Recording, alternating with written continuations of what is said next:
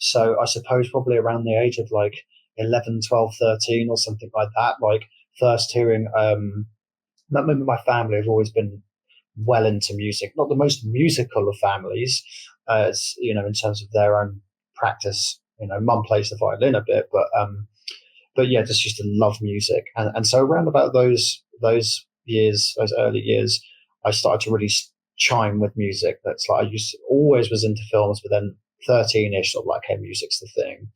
And it was artists like Jeff Buckley,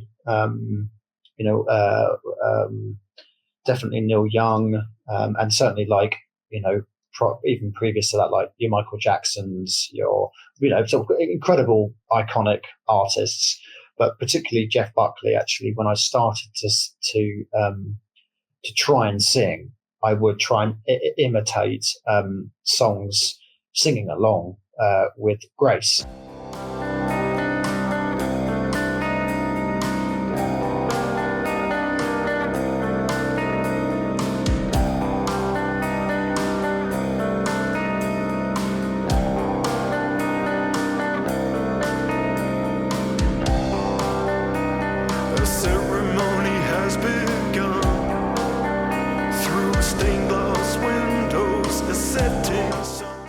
Greetings, Legion, and welcome to episode 207 of Into the Necrosphere, the last episode of 2023, and we are going to wrap this year up in fine style as I welcome back to the podcast my good friend Samuel Joseph Loins. His band membership reads like a who's who of names we all love, and I dare say probably have very high up on our list of favorite bands. He is, of course, a member of Akercocke, Voices, the Antichrist Imperium. He's also a live member of Anaal Nathrakh, and he has recently launched his own project called Samuel Joseph and the Guiding Hand. He is a true Renaissance man, and he gave me an update on all of his musical concerns. We also spoke about his friendship with Jazz Coleman and his memories of Geordie Walker of Killing Joke, as well as a host of other topics. It is an absolute blast and a pleasure catching up with him as always, and it's going to be coming your way very shortly. But before we get to that, a couple of weeks ago, I debuted the first single by a new UK band called Grief Prison on this very podcast. They've now released their full-length album. It's available on Bandcamp as a Name Your Price.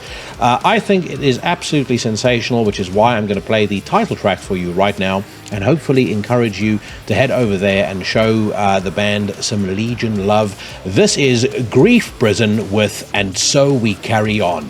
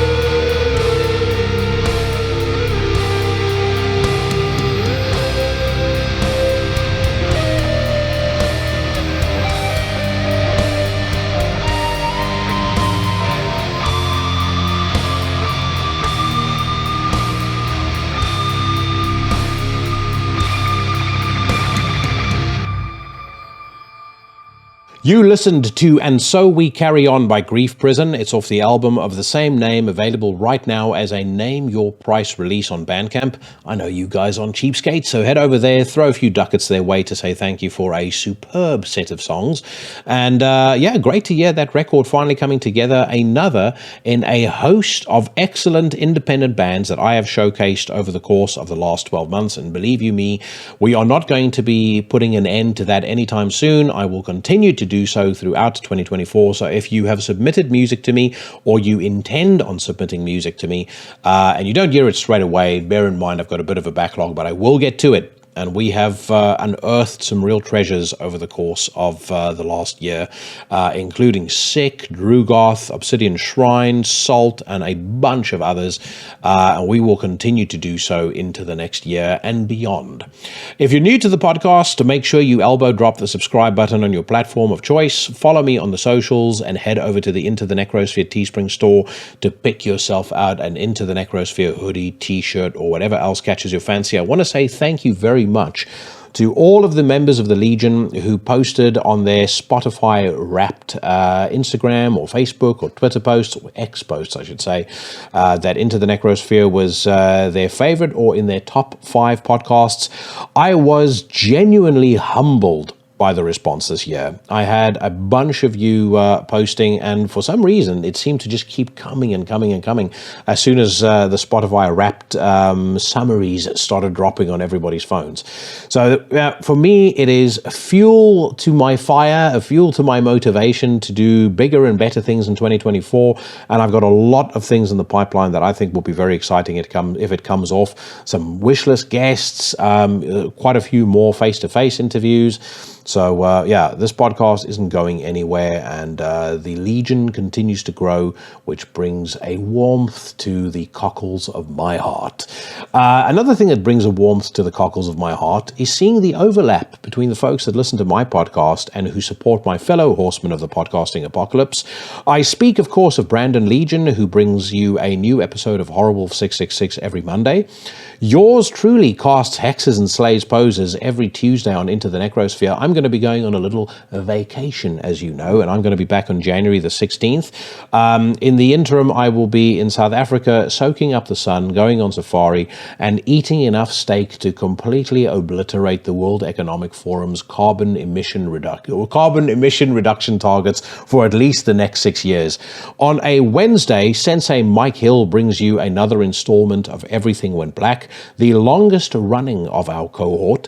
He returns on a Thursday with my favorite podcast of the week, Necromaniacs, alongside his co-hosts, Professor Jeff Kashid and Sheriff Mike Scondado. This past week, they did a fantastic analysis of the David Fincher film, The Killer. Always insightful, always entertaining. If it is not in your queue, shame on you. You're a disgrace to your family. Also make sure that you listen to the Reverend Carl Haikara, the Sinister Minister. Every Thursday and Sunday, he brings you a deep dive into the weird, the arcane, and the esoteric. And then finally, the last of our cohort is the Great Cheyenne of the band Trivax. He is unbound by any sort of regularity, timetable, convention, or standard schedule. He waits in the wings, ready to pounce when you least expect it, with a new episode of his excellent podcast, Iblis Manifestations.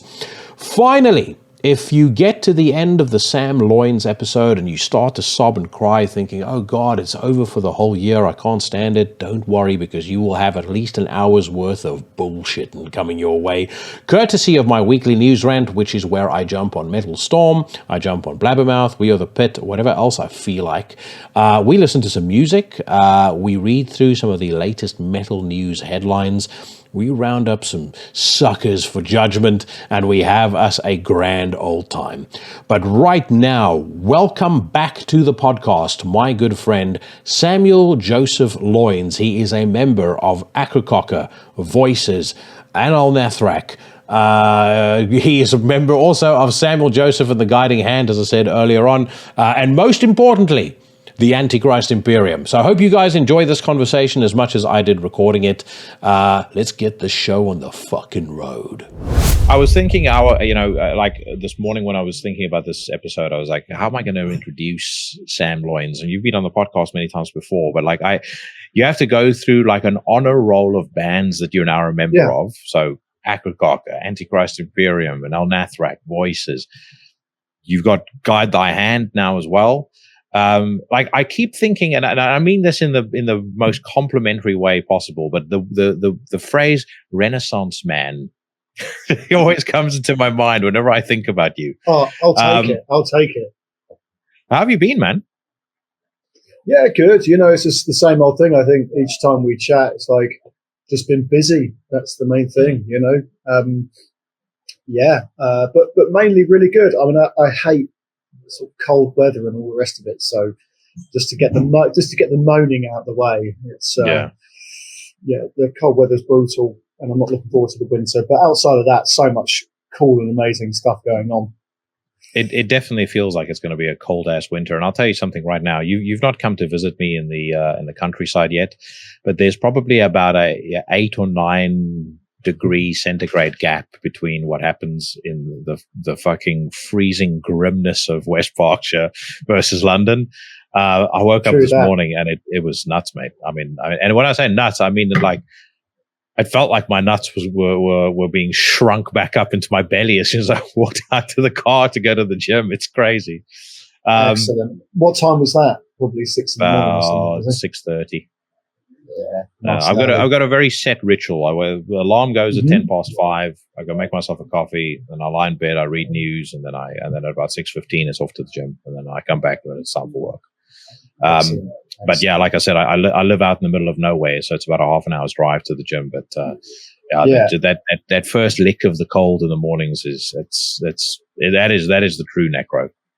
That's I hope you're listening to Dark Throne every morning. I've got philosophy playing everything. I've got Dunkelheit playing in my ears as soon as I walk out. But let's talk first and foremost about the Koldbrann playthrough that you guys did at pleasure, mate. With pleasure. I wasn't there, unfortunately, but I did have a couple of folks drop me a note and said they have seen Akercocke play many, many times, and the consensus was that was the best show that they've ever seen Akercocke do. Even just looking at the photos, like there's like a vibe, there's an energy that's coming off off those photos. That is just nuts. So, like from your perspective as a dude who was a fan when that record came out, being on stage with the band, doing it in its entirety, how was it? Yeah, I mean, I never take anything with Akercocke for granted. I am still that fan, and of course, Corazon it's just this incredible leading extreme metal record for the underground. It's such an important thing for so many people, including myself. So yeah, it was an honor. Personally, what you said about vibe is what it was. Like, other band members had different they always sort of think about the technical side of things and the sound, the stage side of things, stage sound side of things. And those were a challenge, perhaps. It's kind of like a quick turnaround at a festival, but yeah, for me, it was just like, I was loving it, man. And I get an easy gig with the band, like musically, it's easy. So yeah, a pleasure. And when the kind of, intro to Praise the Name of Satan started, it was like, I'm up for this. Yeah. That is the thing. I think you and I are quite similar in that regard. Like for me, the vibe is much more important than anything else. Like if you have sound that's a little bit off, or the lights stop working, or whatever the case may be, that doesn't really matter. If you can capture that vibe, and that was the thing about Akercocke wearing the suits, that was always such a big thing for me. Like it created, no matter what the circumstances were, it created a vibe that you didn't get from any other band. And so when they stopped doing that, I really missed it, which is why, seeing the Go to Mendes show and seeing the Korazon show, it's been so cool to see that come back. And I bet as somebody who kind of came at it from the perspective of a fan, you felt the same way. No, I agree, mate. I agree. And it was obviously the Go to Mendes show that sort of brought that back. But I think everybody in the band can agree that there's a little sort of just extra tweak of kind of like, I don't know, naughtiness with doing what the guys did all those years ago, and we're playing those classic records, and that is a part of that whole process, right? It's the look, it's the it's the kind of juxtaposition of kind of like such chaotic, crazy music, but obviously presenting ourselves in this kind of funeral suit, smart kind of, way. And I always loved that. I remember on Scuzz TV when Leviathan came up at like midnight or whatever, when they used to show extreme metal videos, and just being like, what the fuck and who the fuck are these guys in suits creating what is just absolutely diabolical music? And I mean that in the real sense. yeah. Well, I mean, for me, it was seeing Akercocke open for Cradle of Filth. Great! I wasn't a particular fan of Cradle of Filth, but it was they opened for them at the Astoria, and I just remember the band coming on stage, and what they unleashed from the stage was such a fucking hellish, just fury. It's like I'd never heard music that I'd listened to a lot of very extreme stuff by that point, and if you like, the best way I would describe Akercocke, especially on Koldbrann, it's kind of like Suffocation and Emperor and Killing Joke do a record together. It's like, that's kind of the that's the musical vibe, but then the sinister stuff that goes on with it. It's something on stage that is, I've never seen another band do it to that degree, to do it that well.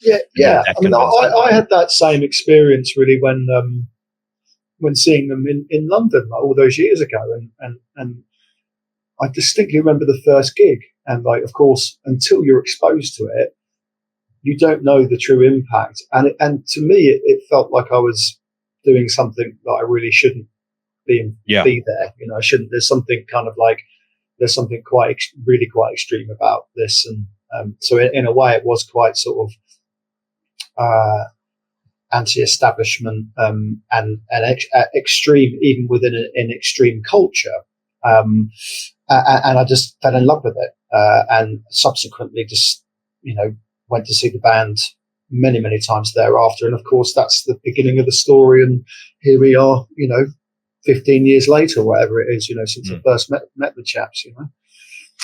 So one question that I have to ask almost straight away is, you've got Words Ago Unspoken celebrating its anniversary in 2 years' time. Right. Would there be any plans afoot to do that record in its entirety? There's been absolutely zero discussion of that, I must say. But one thing that I think that we can all agree on is that the Goat of Mendes and Koldbrann shows have been a huge success. And yeah, there's a thing now that, whilst we want to sort of plow on, and hopefully, I'm sure we'll talk about this in a bit, create new music and put that out there, there is an element that we know that we're a legacy band to a certain degree, right? Yeah. You just can't deny it. It was of the time. It was influential. People want to hear that stuff, So I'd say never, but in terms of tangible discussions, there has been none of those. But who knows who might come knocking on the door. Well, I think for most people, and I'm curious to get your take on it, but I mean, for most people, the real trilogy, like the unholy trilogy, is Go to Mendes, Koldbrann, Words Ago Unspoken. Yeah. Antichrist, for me, I actually, especially over the last couple of years, I've come to really like it. There's a couple of parts of Antichrist that I'm not as big of a fan of, but there are some songs that I would say easily are on a par with the best things that the band ever did. Particularly Man Without Faith or Trust, I think, is incredible. I think Footsteps Resound in an Empty Chapel it's 100% up my street. I think The Promise is fucking excellent. That's interesting, because with those, you've got like sorry to cut you off, you've got like the polarizing of, that's Matt Wilcox's songs, the first couple that you said there, Man Without Faith or Trust.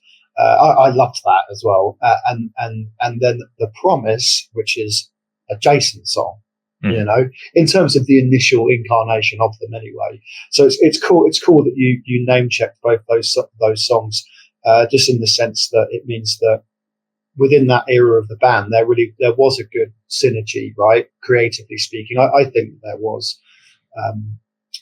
But yeah, of course, Matt's doing his thing now. Well, you know Matt very well. And just as a side note, I will say, so Corazon, I think Corazon, if I had to, someone had to put a gun to my head and say, favorite album of all time, I'd probably still say Corazon, but It is damned close to Volume 3, Satan in His Original Glory by Antichrist Imperium, knocking it off its perch. That album to me was, I think the word is magnificence, mate. And it's like, I had the record for a full year before it came out. So when I gave it, my favorite album of last year. So I'd had a long time to kind of, sit with the record. You didn't have that recency bias where, okay, the album's out now for 2 months and I'm really digging it. So, by default, it's going to become my favorite. But I've had it for another year since then, and it's fucking incredible. It's just a record that is, like the more you listen to it, the better it becomes. And I know I messaged you about this separately, and I've said it to Matt and I've said it to Sam Bean, but your performance is, everything works on the album, but it's your performance that just elevates that album. Like when the moment that I heard those opening lines that you sing on The Sweetest Juice, I was like, all right, okay, this is like a couple of gears have been shifted. Yeah, this is next level shit. And then the craziest thing, and you can talk about this in more detail, when Sam was talking to me about how the vocals actually came to be, that you just recorded vocals over every single thing and they selected the best bits. Yeah. That fucking blew my mind. So like the level of like talk me through that, and like is what we're hearing on that album, is that your improvisation and your kind of interpretation of where those vocal melodies needed to go? Pretty much, mate. So I do. So Sam wrote like huge amounts of lyrics for his death metal side of things, and then I come in with my own lyrics actually. I think that Dave also put some in here and there, but yeah, I do that side of things first. So basically, just kind of like stream of consciousness, anything that sort of evokes the kind of subjects, themes that Sam's reflecting. Although I wouldn't want to go there too deep, you know what I mean?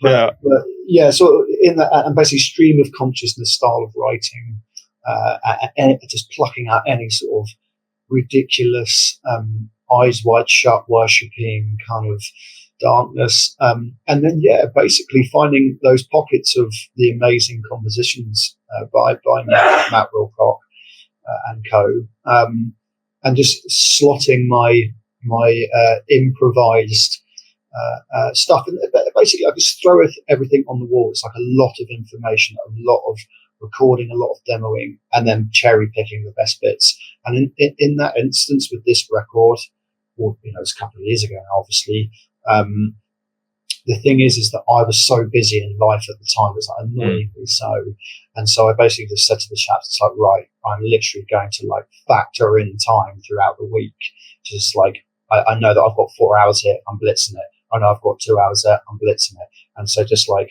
did everything that I could, and then just like gave them it all, right? And it's just like, here you go.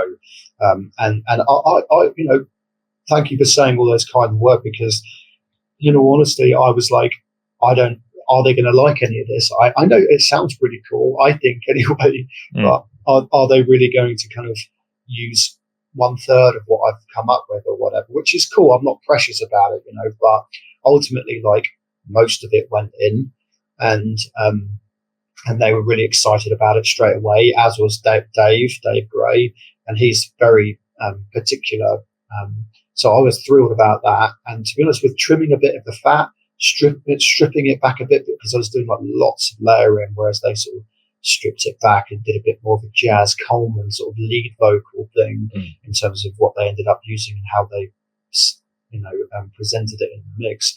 And you know what? That collaboration, you're right, it did this chime this time. It worked really, really, really fucking well. So, and I love both the previous records as well. I think that the two previous records had moments of just exceptional brilliance. I think so. Just first, two things I'll say very quickly as a slight side note. One, all of the compliments I'm giving you, I genuinely mean, and you've started. Hopefully, you know me well enough to know I'm not going to fuck around and tell people, say nice things to people that I don't truly mean. But secondly, at the risk of sounding too I don't want to sound like I'm, Euro worshipping you. One of the greatest things about this podcast has been the fact that people who I respect as musicians and as artists, I've gotten to know, and in many cases have gotten to call friends as well. And that's especially true of everybody in Werewolves and everybody to do with Antichrist Imperium. Of course, man. The thing with Antichrist Imperium, you're absolutely right that I know Dave loved it, and and I know everybody else in the band loved it. But like if you look at a line like "lie down within the symbol," a pentagram upon the candlelit ground, so those were your lyrics that you did that kind of bolted on to what Sam had written. Absolutely, yeah, and of course, and I was, I suppose all I need to do for this kind of thing. And the process of lyric writing, which is pretty tricky, really. And obviously, with David being such a great lyricist, with all of his work with Akercocke, particularly, I'm in sort of fairly pressured, a pressured space. At least I felt like I was. But in essence, Jackie, I just looked for inspiration in places that we know well, right? So you're talking, the movies, right? Books, various kind of characters in films and books. It's just like you kind of almost try and go into that world. So for instance, I've already name checked Eyes Wide Shut, right? Yeah. I mean, it's a film that I know very, very well, and that those images in that film, effectively, it's just, even if you sit back and kind of describe them in a lyrical way, you're getting what you hear on some of those passages. And it's so fitting in basically Sam's more kind of extreme kind of, dare I say it, kind of like borderline offensive level of kind of extremity, versus me coming in and doing my kind of singing thing and kind of giving it a bit more of a like, here's some, clearly clear imagery for people to really sort of grab onto. So it's a nice synergy between the madness of Sam's extreme imagery and then the kind of clear, gothy, I'm about to say, you're almost thing, right? You're classing it up slightly. Classing it up, yeah. Yeah, basically. But that Eyes Wide Shut reference, by the way, that's very directly done on Exorcist Evisceration, because you got that line where you say there is a password to this room where masks are worn by angels ruin. I picked that up straight away. I was like, as soon as I heard it, I was like, oh, that's Eyes Wide Shut. Great. Well, that's cool. I mean, just that sequence with the, I forget what bit of music it is now, but it's played backwards. I forget the name, but what's also cool, and I know that you said earlier that you name check Killing Joke, right? R.I.P. Geordie, right? We need to talk about that in a second. We're both massive fans, so yeah. We need to discuss But of course, that song is played in that infamous ritual scene, which is the intro for Killing Joke's live show, and had been for a number of years, and. I mean, it just doesn't get any better. No. It's kind of like if you look at Antichrist Imperium lyrics, it's sort of like Rosemary's Baby, Eyes Wide Shut, and The Exorcist all happening at the same time. Rosemary's Baby, wow, that's one I've not thought about for a while, but that's a classic. John Cassavetes, Yeah, very, very, very awesome. So just getting going back to Akercocke very quickly. So you mentioned about new music, and I'm sure I know we've touched on it when you've been on the podcast years previously. It's been a pretty long process, mate. As in, were we talking about the same thing, same album? Yeah. Well, we were talking about whatever is going to come in sequel to Renaissance and Extremis. Got it. Well, you know what, like. There's a lot, as I'm sure you'll appreciate, and Akercocke has never been the most prolific band, and for good reason, and there's like these huge kind of like, they're not just, it's not like Motorhead's records or whatever, not to put that down at all, like really, because we're huge fans, obviously, but it is something that's extremely considered, and we're battling the detailed approach that those guys have. Versus real life getting in the way. That's really it. Having said that, nobody in the band largely has been in a major rush. And there was a point where I was trying to push the boat along and really sort of like pushing the chaps to sort of get it done. But you know what? You can't do it. You can't force the creative process. It has to be done in a time that works for the people involved. And so, yeah, I'm happy to say that currently the status is better. And in essence, putting it simply, like, we're working on vocals and stripping back this massive amount of music that we have in store. It's a long album's worth. So I think that the trimming of fat is the really tricky process, right? It's like the edit, effectively. That's going to hopefully be happening now in tandem with Jason doing his vocals. But that's it, really. I mean, it's a shame that things can't be turned around quicker, but it's not through any sort of like anything other than just the practicalities of normal life, really. I just want to play heavy metal. Do you see there being an option of a 2024 release? I bloody hope so, man. Yeah. So, yeah, I mean, as I say, all I can say without getting anybody's hopes up or anything is the process is actually moving. The wheels are moving a bit now. Obviously, we've got this bastard Christmas time, which like puts a spanner in the works at any productivity. Let's face it. But hopefully, within the sort of first half of next year, we'll have a record done and dusted, and labels are going to want to stick it out like right away, basically, because actually, quite rightly say, it's been a long wait. Yeah, and the thing is, it's there's also a silver lining to the timing. I think putting out anything this year, you're putting it out into, or you would have been putting it out into extremely heavy traffic. I mean, like, I remember a year in my entire life where you've had the likes of Cryptopsy, Dying Fetus, and Cannibal Corpse release records all literally in the same space of 2 weeks. Right, and then you had a ton of black metal bands putting out stuff. You had a new Marduk record this year. So it's kind of like, I think Akercocke has its own sort of established audience that it'll still have people that'll, it'll still have its adherents. But at the same time, you don't want it to get buried by everything else that's coming out, which is just a complete onslaught. Could have happened. I mean, as you say, like, I feel like we sit beside those bands as much as we love a lot of those ones that you name checked. But I totally agree. And to be honest with you, we're not too bothered about like, really upping the levels of exposure these days. It's more about like putting a great record out there for our established bands, as you say, and our own sense of kind of like validity as a band, right?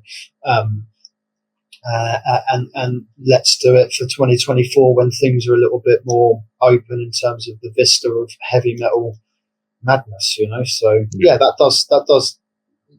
does sound good, Jackie. You're probably right, mate.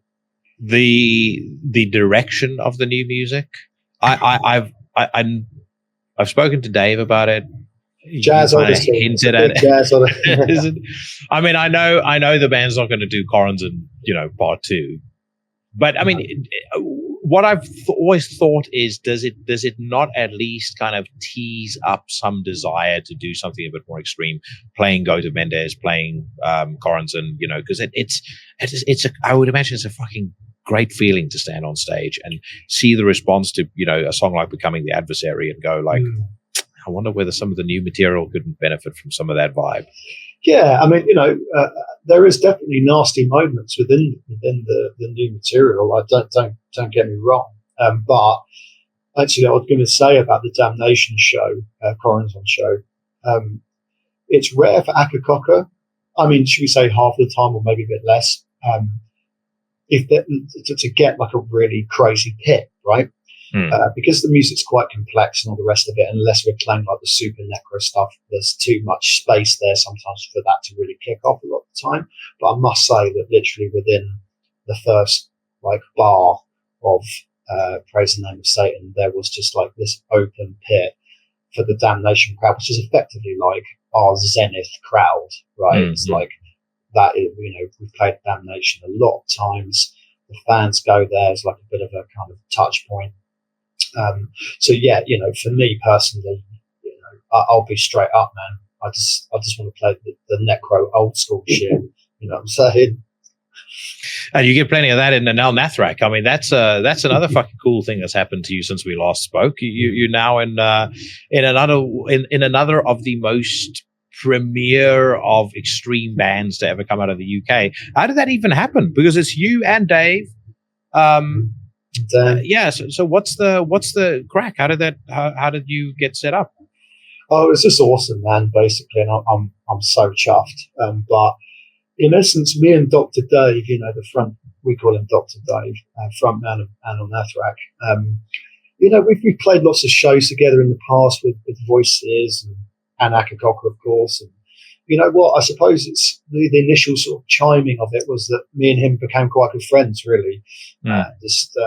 Even though we're very different people, I think it's fair to say, we've always had like a great dialogue. And I thought that at some point we would definitely collaborate, right? Like, I didn't know how it was going to manifest, but there's this kind of mad thing that's happened with Mick, and I know that he likes to keep anonymity to a degree, but I think it's fairly widely known that Mick has another musical project that has gone nuclear, and we're all obviously super happy for Mick, and he's doing very well with it. So because I'm ignorant, what is the project that's got? It's probably a musical project that's maybe sitting slightly outside of my purview. Yeah. So I don't immediately know. What has gone nuclear? What I would say, Jackie, just because I don't know what the parameters of this is in terms of what he's trying to do, in terms of his exposure. So I'd say look it up, and you'll come to it. But let's just say, yeah. I'm just looking because I'm friends with him on Facebook. Okay, cool. I'm just having a gander at it now, so I can see who it is. Jesus H. Christ, 989 million streams. I mean, like he's one of the, because our bass player Dan Bella of the Voices and now Anaal Nathrakh, he works, relatively like he's got a senior position at Universal Music, and Dan was saying about how like when this was like kicking off and he's having like meetings with like some of the head honchos, it's like this project in terms of like the scope for it, and they're sort of overseeing or looking into what was being discussed. It's like this is like the next big thing, and it has continued to be that. And Mick's obviously extremely busy with whatever that level of success brings to you, because obviously I wouldn't know that. Living the good life is what he's doing. Living the good life for sure, but I've also heard vicariously just working really, really hard, because in essence, like, I think it's like a pretty much one-man band thing. So whatever he's doing holistically. And I'm sure he has a team of people around him now to do the kind of like management and the whatevers. But in essence, the sort of, the whole point of it, and the whole point of Mick's thing since Anaal Nathrakh and through to now, is that he is the producer come musician and that whole package. So I can only imagine how busy the bloke is, but I mean, I we don't keep in touch particularly, but I see his posts, and it's just going from strength to strength, and we all. So I mean, I can say it because it's. I just looked on Google now, and it's on there, so everyone can see it. So Mick and Anaal Nathrakh is the person behind Chord Hell. I've never even heard. This is maybe just me being a fucking late stage boomer, but I didn't even know who they are. Yeah.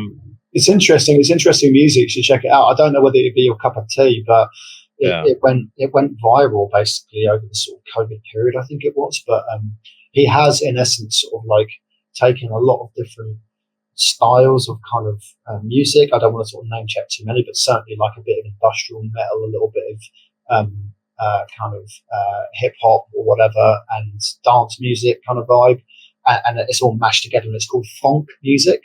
Funk. PHONK. So anyway, it's just like it's gone totally nuclear.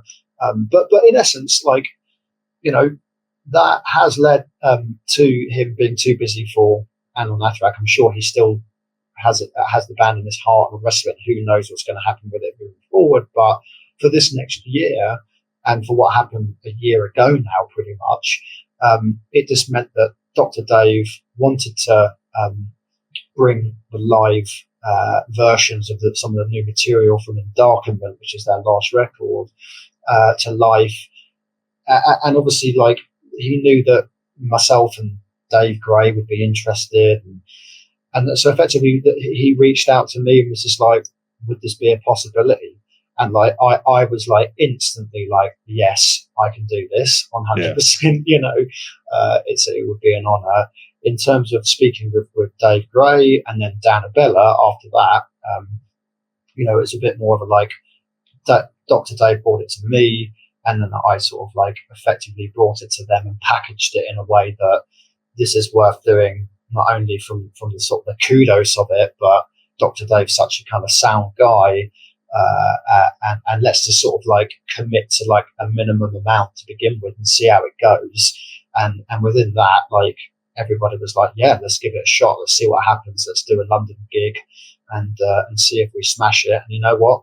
We played the Scala in London, so it's like, it's got to be one of the bigger headline shows that the band have done. And we sold it out. You know, that's about to say, that's not bad.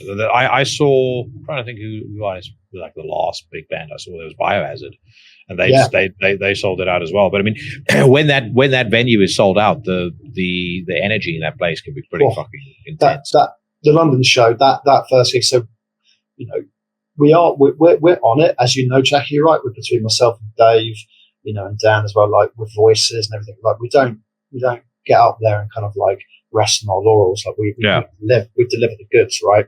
But with this band and with the pedigree of it, right, and the extremity of it, we were like, right, we cannot do this at half level. So we rehearsed a lot, right? Way more than our sort of previous bands for the last few years. I mean, I know that Akercocke used to have a very, very strict, I think 3 or 4 times a week rehearsal schedule, but we were definitely on the sort of like a good 2 a week, quite long rehearsals, if not more, and lots of rehearsal from home. So in essence, Jackie, when we came to play the Scala, we got up there and just knew everything like the back of our hands. It was like no room for sort of like, oh, this one's a little bit shaky, this one's a little bit whatever. Like, it was just, yeah, total just ownership of those tunes, man. I'd say, what is it like performing those songs? Because as you say, the extremity is fucking off the scale. And you guys are I mean, I know you mentioned material of Endarkenment, but you guys are also playing some of the old stuff, right? You're playing Submissioners for the Week. You know, you've got a couple of like, you know, cool old school bangers in the set list as well. And the Constellation of the Black Widow is another one. You know, Forging Towards the Sunset, that's not really old school, but it's not on Endarkenment. What I'm missing from there is of Domina non est dignus, to err is human, to dream futile, which is perhaps one of the greatest Anaal Nathrakh songs. I don't know that one. You'll have to send it to me. I'll send it to you. That's that's the sort of thing where heard it. You probably will have heard it. Does it start with a blast beat on your chant? Yeah, weirdly enough, it's like. But yeah, like you know, just getting back to the performance side of things. I mean, it must take this fucking toll on you to play that music. Well, do you know what? Like, so just to maybe pick up on the first thing, it's so much fun and such an honor to be able to play mix compositions, and how well, like, it's taken me until now to really realize how well produced and composed and thought out this band's songs really are. And the other thing is that there's a huge variety, right? Yeah. So, you know, the difference between playing, you know, Between Shit and Piss We're Born, right, and Forward is kind of like, you know, you've got the two sides of the spectrum in terms of like extreme guitar-led kind of heavy metal, something that's super fast, super trem heavy, to something that's a bit more slow, pick heavy, locking in with the kicks, that kind of thing. And so, yeah, throughout an hour set list or whatever we play, there's this huge variety for everybody to like. There's those many fans that love the hyper blast, and then there's equally, if not more, amount of fans that love to just like kill each other in the pit to these really heavy songs that are probably more latter era, right? Yeah. The thing that I like though is it and I would imagine again, because I think you and I are simpatico as far as this is concerned. That dynamism, it makes for a more fun show, I think. Probably to play, but also to see. I hate when bands who have who've got a varied back catalogue, when they come on, they'll do an hour show and all they'll play is just blast beat songs. It's like, it's fine to hear that stuff, but that's not all I want to hear. Especially not at a show. What I want is like ups and downs. I was schooled in the Guns N' Roses, Metallica, Pantera live style, where like you look at the way that Metallica, especially around like the And Justice for All Black Album tours, how they used to kind of build their set lists. It was fucking brilliant. You had like slower moments, you had slower songs, you had the faster songs. That I want that from any band, no matter who it is. Again, certainly, which is why, like with Akercocke, it's such a cool thing to be able to throw in let's try to think, Son of Morning, because when you pop that in after you've done Enraptured by Evil, or you've done another, you've done a fast song, it's such a cool break, and it's something where even if somebody doesn't know the band, they're going to walk away from that and go, yeah, I remember that part really, really well. That was the first thing that actually caught me during Akercocke, was hearing them do that song.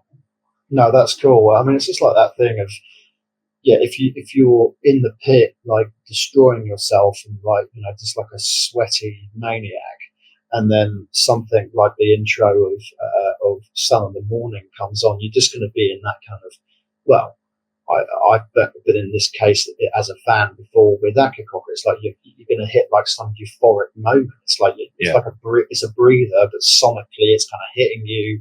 It's it's powerful. So yeah, I totally agree on that. There's a time and a place for just literally hyper blasting necro violence, but there's also a place, particularly within heavy metal fans, I think, for dynamics, different textures, interesting sort of interludes, and all the rest of it. And with the Metallica thing, that's a cool comment that you made, because it's easy to sort of sit back and think, oh, they're just like garage rocky heavy metal, sort of, they're just throwing it together. But you are so right. Their best shows and their best eras, like, look, they really gave some thought into building up to a point of like, if it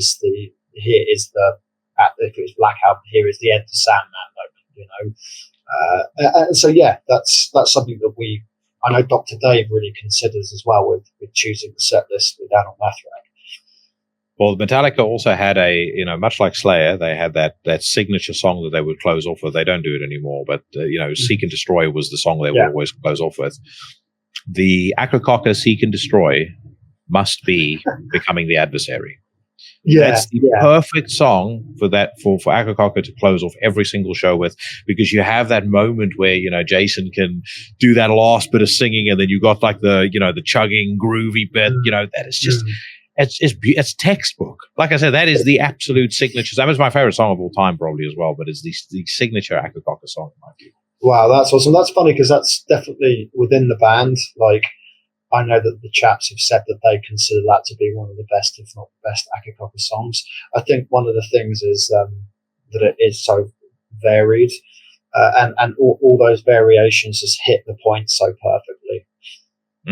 Yeah, and it has that build up. When Jason sings the faces in the scrying glass, gazing back, Coronzon. I mean, it's like such a perfect way to underline the experience that you just had from end to end listening to that record. Brilliant. Is that your dog in the background? Yeah, it is. He's being hilarious. He's got she's digging. She's trying to dig up. She's trying to dig up the sofa.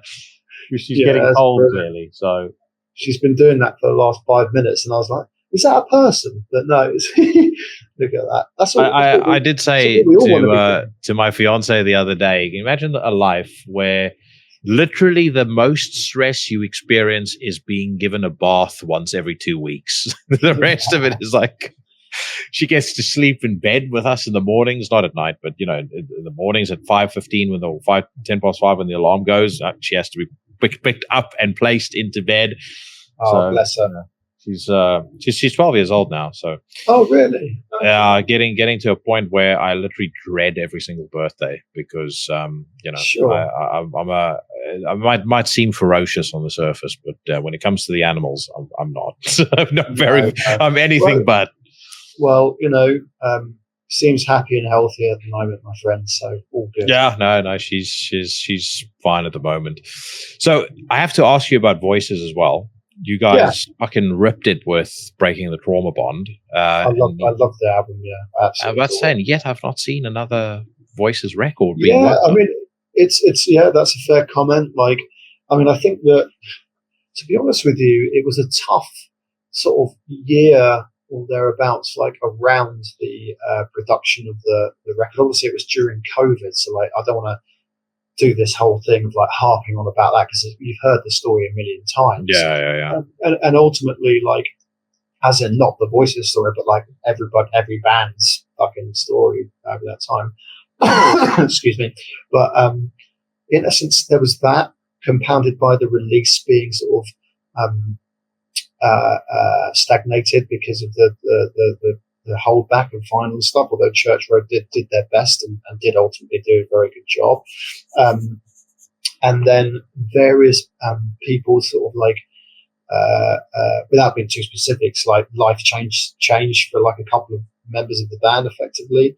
And then, not that long after the sort of timeline that I'm talking about there, Anaal Nathrakh kind of came along and Akercocke was still doing stuff. And it's like, at some point, if everybody isn't able to be fully committed and very disciplined, basically, about things like rehearsals or coming up with new material or whatever, then with mine and Dave's and Dan's other commitments to music, which are like disciplined, regimented and active, then unfortunately it's going to fall by the wayside, which is exactly what's happened with Voices. We haven't called it quits or anything like that. There is every possibility that we might reprise it, but it has basically been since that last record, which I think is my personally, I think I don't know whether it's my favorite record of ours, but like it's a great achievement that we managed to put together there. But in essence, it's kind of like that's a flagpole of like, we've done this and now who knows what the future holds. That's kind of how I'm perceiving it, and unfortunately, we're getting in offers all the time to play live, right? And it is 10 years since London, which is probably our most known piece of material. So yeah, there's people knocking on the door. So you know what, man, I haven't given it like the greatest amount of thought because there's so much going on, particularly with Nathrakh now. But you never know what the chaps might say if we bring something interesting to the table, because it's a really, really hard band to work with and all the rest of it over the years, but just because of various different reasons. But I think that the music sort of stands alone, really. Yeah, it's interesting when you said it's a hard band to work with, because you do almost pick up some of that tension in the actual songs. Totally. And I would say especially on Breaking the Trauma Bond, which is why it's interesting what you highlighted there. But what the end result of it is magnificence. I meant to ask you, and I'm going to say it now before I forget. So would the plan for Anaal Nathrakh potentially be for Mick to just kind of write music and then you guys go out and record and you play? Would that be a role for him in the band, or is it for now it's just going to be a touring outfit and that's it? That is the nuts and bolts of it for now. But what I was actually going to say, and I'm sorry if I've missed this, but you should try and get Dr. Dave to do one of these. Hell yeah. I'm sure he'd be keen, and sort of flesh out a bit with him, because I think, to be honest with you, not dissimilar to the Voices thing. It's like the vista is very much open, but there's of course big things in the way, and they're not like bad things or anything. They're just either other projects or life stuff or people pursuing X, Y, and Z. that might hinder, Anaal Nathrakh voices, whatever. But I would like to think that if indeed Mick isn't able to commit to live shows, then him and Dave are only ever to ask myself, Dave, whoever, to come and play, because we've loved it so far and the music's so great. So yeah, I could see that formula working well, but obviously I can't speak for them. You know what I mean? I would say that seems like a feasible arrangement as well, right? There's nothing wrong with him just writing the music and then letting you guys get on and perform it live. Yeah. I wouldn't have thought so. I mean, obviously he's on the initial stages of this thing becoming a reality. Like Dr. Dave was obviously, as far as I understand it, had a good dialogue with his oldest best mate and done it for so many years and just said, is this something that's cool? As far as I understand it, and it was all above board, and I think everybody was happy with the arrangement, and the band lives and the fans are into it, and we're breathing a new life into the live performance of that material that, it will be a bit shamed. It's the same with any of the bands that I've been involved with, or a lot of others that could be mentioned, that if it sort of just fizzles out or whatever, it's a bit of a shame. It's a bit of a shame for everyone involved, right? So we've got a very busy looking 2024. So I'm just keeping it up until that. I reckon Dr. Dave would probably feel the same. It's just like, if we can absolutely smash 2024, yeah, who knows what's going to come after that? But at the moment, there's real thirst out there, and I think it is just because we've got this momentum of basically killing it on the live shows, man. It's there. It's one of the tightest bands. It's in terms of the amount of work that's been put in it and the music itself, it is the tightest band I've ever played in, for sure. Yeah. Now you also have your other musical concern that you've that I have seen rise to more prominence. Guide Thy Hand is the name of the project. So yeah, it's Samuel Joseph and the Guiding Hand. Oh, and the Guiding Hand. Okay. Yeah, and I've kind of got Guide Thy Hand as like a little, sort of little slogan or whatever you want to call it, like to drive people towards the various socials, but. Guide Thy Hand is obviously a reference to the witch, of course. And I like that as a phrase. And just over the last few weeks, House of Mythology, which interestingly, those guys look after Anaal Nathrakh in terms of the booking side of things. Yeah. So they're our booking agents, but the label affiliated with that as well, which is kind of the other side of the company as far as I sort of get it. I've known those guys for years, and in essence, 2 or 3 years ago, I presented them with some of my now solo project work, and they were just really keen to put it out. Again, it took ages because of various things, and COVID got in the way, and then whatever. But yeah, the first single just dropped fairly recently with the music video I produced, and there's it's not loads of traction with it yet, but look. The project hasn't survived, even sort of been out there until now, and I'm hoping any sort of connectivity through the heavy metal crowd or what sort of way out beyond that, sooner or later will start getting momentum. But I'm really happy with getting stuff out there for the first time. It's been 5 or 6 years in the making, mate. Well, you you'll have a more accurate picture of this, I think, than I would. But I do, like, my observation is I do feel like the metal crowd is getting a little older, and therefore with age becoming a bit more accepting of certain things. So right. I remember being introduced to 16 Horsepower and Woven Hand. Woven Hand being a band I could very easily see you play with your solo stuff. Well, I just played a gig with David. Fuck, of course, that's true. Yeah, just played a gig with David the other night, mate. Yeah. But I was introduced to that through Morgan from Marduk. So, cool. And I was introduced to Mark Lanigan, I think, through some metal dude. And it's, I very often I'll talk to people.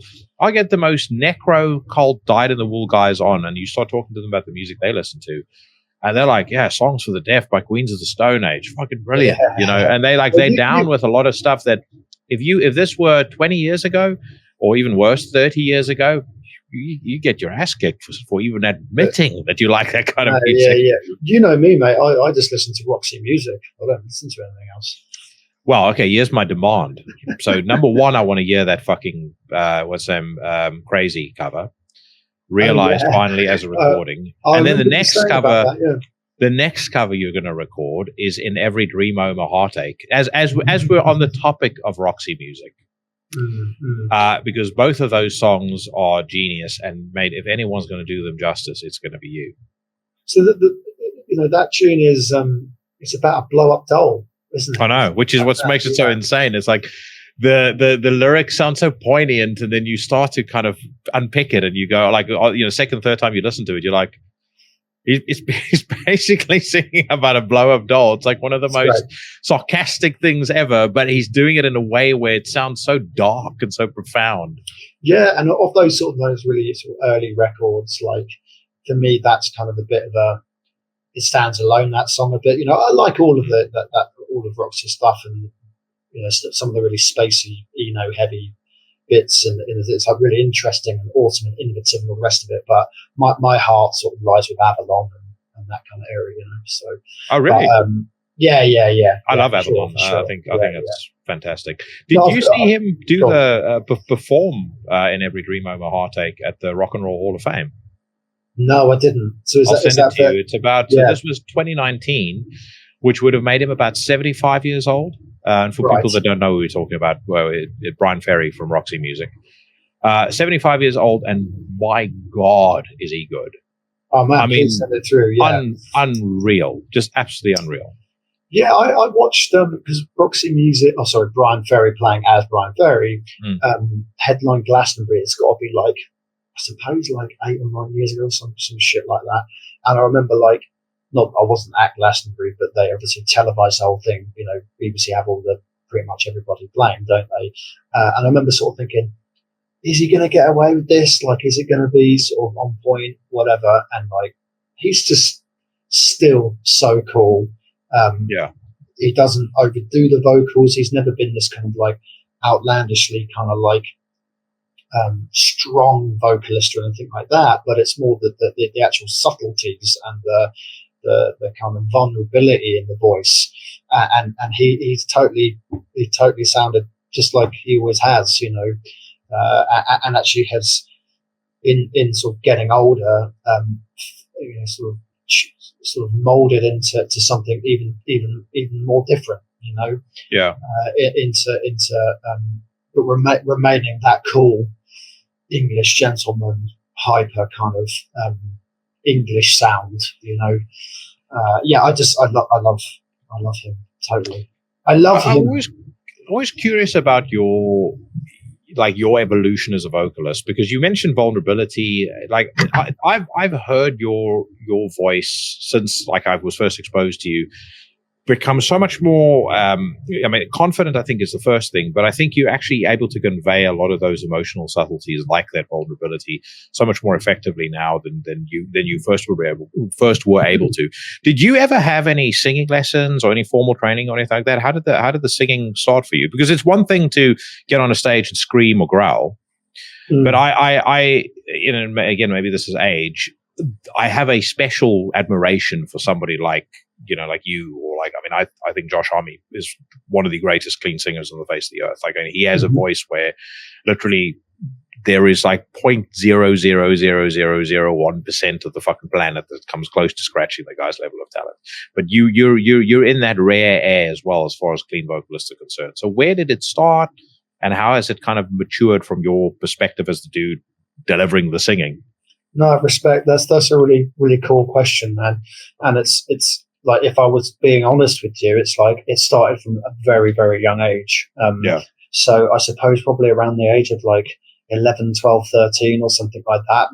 First hearing, my family have always been well into music, not the most musical of families, it's, in terms of their own practice. Mum plays the violin a bit, but yeah, just used to love music. And so around about those years, those early years, I started to really chime with music. That's always was into films, but then 13-ish, okay, music's the thing. And it was artists like Jeff Buckley, definitely Neil Young, and certainly like, even previous to that, like your Michael Jacksons, your, sort of incredible, iconic artists, but particularly Jeff Buckley. Actually, when I started to try and sing, I would try and imitate songs, singing along with Grace, which of course he's like this virtuoso singer, like super difficult to sing. So I wasn't able to do it in any way, but in essence, I sort of was trying to do, advanced level from day one. So it was through that imitation that I started to kind of understand how I could control my voice. But look, I'm, all these years, like 30 odd years, or 30-ish years later, I can say that I feel like my voice over the last few years has settled in a place where it's like all the influences have collided, but I sort of come out of the kind of come out of the wash with my own thing now. So I feel really happy about that. Whereas before there was a lot of, very much imitation. And I think if you just listen to like almost any artist, there is that in there. And then at some point you go, okay, whether it's their best era or your favorite era of their singing, that's different. But like you can almost pinpoint where like they found their own voice. It's that thing, right? Well, it's like comparing, it's like comparing Screaming Trees, or any album by the Screaming Trees, to Bubblegum by Mark Lanegan. It's like, he had, obviously there was also many liters of whiskey and loads of heroin in the interim, but it's like there is a big change, So one last thing to talk about, because I know we're both big fans. You mentioned Geordie passing away. Yeah. Did you ever get to meet him? Because I know you've met Jazz a couple of times. Yeah, I met him a few times. Yeah. What was he like as a character? Because I always, so my sense of him was like he was such a musically free thinker to come up with a style that unique. And what was super interesting to me, and it comes full circle to us talking about Akercocke at the beginning of the conversation, Jason told me like outright is his biggest, his biggest guitaring influence. And you can hear, like after he'd mentioned it to me, you really can hear it. Like, whether it's, the way that he was able to kind of engineer that rhythm and that pulse within the chaos, all that sort of stuff. But what was he like as a character? So, obviously his reputation precedes him, and that's the case with the whole band, and I think Dave Gray put it once to me when like I was texting him being like, this is like years ago, being like, I've managed to blag a backstage pass tonight or whatever, this Killing Joke gig.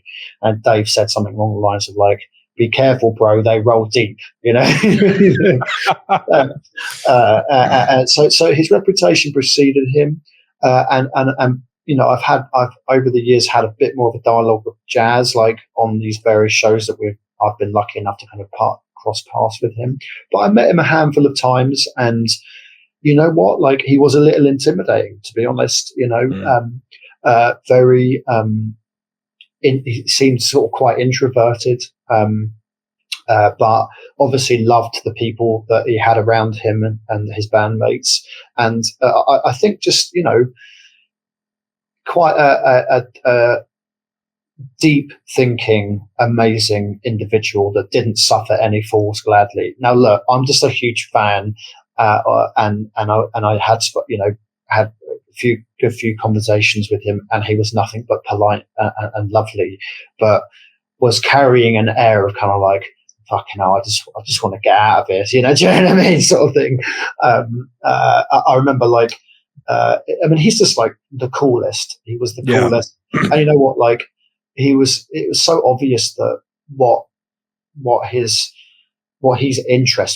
interested him was playing the guitar and doing interesting things with the guitar, and doing idiosyncratic, innovative things with his instrument. Now, the last time that I saw them, which I believe must be maybe their last show. I mean, who knows what's going to happen with the band now, if anything. But the last show was at the Royal Albert Hall, okay? and again, I was lucky enough to be invited along and had that whole kind of experience. But I remember sitting there with my mate, and we were actually in the royal box, right? So I had my tiara on, and it's the sold out Royal Albert Hall, and I'm looking on stage, and they're playing the last song that I can't remember what it was, because they did the second record in full, and then Follow Leader, and then a couple of others. But I remember looking and thinking, what's Geordie going to do at the end of this like epic show, right? Because of course, like as soon as it's sort of the last chords are being hit, like jazz was sort of rallying the crowd, and the drummers coming over, and blah blah blah, and Geordie just walks off, doesn't do anything. He's just like last chord, like have that, and he's just like, yeah, cool, guitar down, I'm off, job done, sort of thing. Do you know what I mean? Yeah, game over. The last song they played, by the way, was Psych. Okay. I don't think. I mean, I was talking about it on the news rant last week, and I don't think they could play again. How do you find a guitarist that has his style? You can't. I think it's done. I think you saw the last Killing Joke show that was ever be performed. That's the first time since, obviously, what has it been, 3 or 4 days now since the news dropped. That's the first time that somebody's actually said that to me. Like the thought of now not having Killing Joke like as a touch point for my, selfishly speaking, for my like utter adoration of seeing a band like that perform, it's hugely sad. It's hugely sad. And I feel like the band, because I've loved them for so long, like I've seen them in like when they're just like peak and trough with their always incredibly influential and brilliant, but like they might sort of be playing 500-600 cap venues, and then next thing you know, now they were hitting this huge peak of selling out the Royal Albert Hall. It's like, obviously, what you could sort of think, okay, well, it's an interesting place to maybe for things to have stopped in their natural way, very sadly, but equally, there's an element of frustration of thinking, God, what was around the corner for this band? It's like, and I just can't imagine what it must be for how jazz must be feeling, and the connectivity that they had, So that's all that really matters, is the friends and family and bandmates of Geordie, and how us as music lovers and myself as a musician can kind of hopefully take on a small nugget of the brilliance of his guitar playing onwardly, and try and reflect that as he has been doing for me for years. Voices, come on, it's a Killing Joke covers band, it might as well be called that, Yeah. So yeah, I'm deeply saddened about the whole thing. Yeah. No, as was I. It's a band I kind of bonded with my daughter over. I had hoped at some point to be able to take her to see them. And as I said, when the news broke, one of the things I was reflecting on was like, that's it. They're not going to play live again. I'm very, very fortunate to have seen them live 3 times. The best show I saw them play was in 2015 at the Roundhouse. They did and it's partly because of the track, the the set list. They did The Beautiful Dead, which they don't often do. They did Exorcism, which when they play it live now, when they played it live in recent times, was fucking incredible. I think I was there. Blood, which was amazing. That was an absolutely extraordinary show. It's one of the best shows I've ever seen in my life. The only thing that, and I'm sure this sort of thing will happen at some point, the only thing that could happen is a show or two or whatever in homage to the man. It's like there's no point in imitation, or certainly not replacement. Obviously, I wouldn't have thought that anybody would even breathe that possibility, but just because of how powerful and influential the music is and now was, who knows whether like those guys would get it together to basically just do a big kind of like homage to Geordie and the sound and the I don't know how it would manifest, mate, but it I suppose I'm just in a bit of denial where I just feel like it can't be the end, but it is. Yeah. The thing is, if it is the end, what a way to have ended it by playing the Royal Albert Hall to a sold out audience. I mean, you're a UK band that's probably the apex of where you can go play. I mean, you can play bigger venues, but in terms of the prestige, the cachet that comes with being in a place like that, I think that would be a nice way to cap it. Yeah, I mean, it was quite an image after the show. There was like a really nice after show party in this like beautiful bar sort of hangout space within the Royal Albert Hall, right?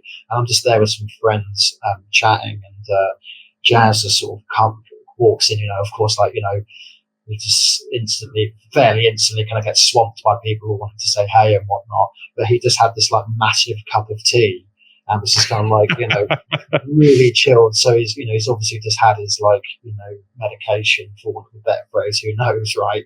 And he's just in the zone. And, I did obviously chat with him that night, and it was, he probably answered the same question a million times, but he did say things along the lines of how much of an honour it was, and such a big thing for the band, and London iconic venue, and those kind of things is, what he sort of reflected on. And actually, Geordie was there and was clearly having a great time with friends. I didn't speak to him, but I noticed that, yeah, because I think I've noticed a few other times that he wasn't sort of around much. But that's probably just because I didn't see him or something. But like, I distinctly remember walking out and him clearly having a great time with friends. So that's awesome. All right, my brother. Well, listen, I had a great time talking to you. And always. In 2024, we're definitely going to have to do one of these face-to-face. I had a fucking blast doing one face-to-face with David. I had a blast doing one face-to-face with Matt a while back. So we're going to need to, I don't know where we're going to hang out, but whether we go to a bar or figure something out.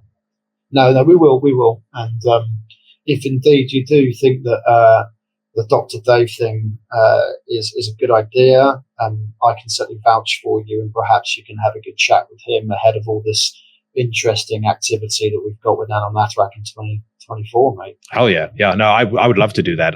This is going to be the last show for 2023. Then I'm off on holiday for a month. And wow! Are you going back home? Yeah, back to the motherland, mate.